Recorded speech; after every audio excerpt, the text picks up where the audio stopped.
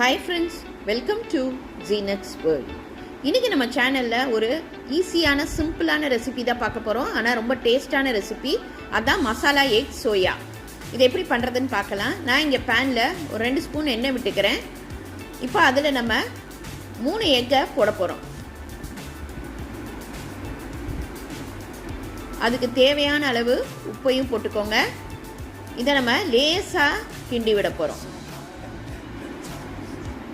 ரொம்ப ஃப்ரை பண்ண தேவையில்லை, லேசாக அந்த முட்டை வெந்தாவே போதும்.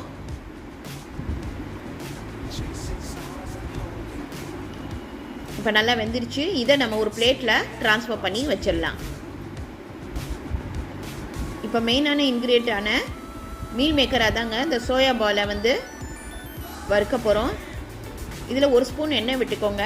இதை நான் சுடு தண்ணியில் ஒரு 10 நிமிஷம் அப்படியே போட்டு வச்சுட்டு அதை தண்ணியை நல்லா பிழிஞ்சிட்டு இதை சின்ன சின்னதாக கட் பண்ணி போட்டுக்கலாம். இதை ஒரு 2 நிமிஷம் நம்ம எண்ணெயிலேயே லேசாக வதக்கிடலாம்.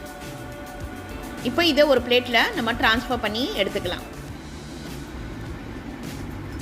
சட்டுன்னு 10 நிமிஷத்தில் இதை பண்ணிடலாம். சப்பாத்திக்கெலாம் ரொம்ப டேஸ்ட்டாக இருக்கும். இப்போ நான் இங்கே பேனில் 2 ஸ்பூன் எண்ணெய் விட்டுக்கிறேன். அடுப்பை ஆன் பண்ணிடாதீங்க. ஃபஸ்ட்டு மசாலாவை போட்டுக்கலாம். மிளகாய்த்தூள் 1 ஸ்பூன், மஞ்சத்தூள் 1/2 ஸ்பூன், மிளகுத்தூள் 1/2 ஸ்பூன், சீரகத்தூள் 1/2 ஸ்பூன், மல்லித்தூள் 1 ஸ்பூன். இது கூடவே இஞ்சி பூண்டு பேஸ்ட்டு 1 ஸ்பூன் போட்டுக்கோங்க. இப்போ எண்ணெயில் இதை நல்லா நம்ம கலக்கிடலாம். இப்போ நம்ம அடுப்பு ஆன் பண்ணி சிம்மில் வச்சுக்கோங்க. இப்போ நான் பெரிய வெங்காயம் 1 மிக்சியில் பல்ஸ் மோடு போட்டு அதையும் இடித்து வச்சுருக்கேன். ஒரு 7-8 பூண்டையும் இடித்து போட்டுருங்க.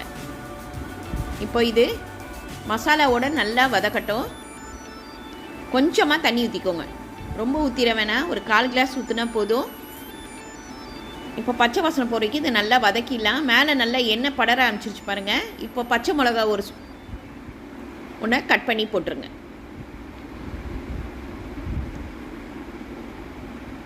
இப்போ நல்லா வதங்க ஆரம்பிச்சிருச்சு. இப்போ நம்ம வதக்கி வச்ச அந்த சோயா பாலையும் எக் வச்சுருந்தோமே அதையும் இதில் போட்டுருங்க.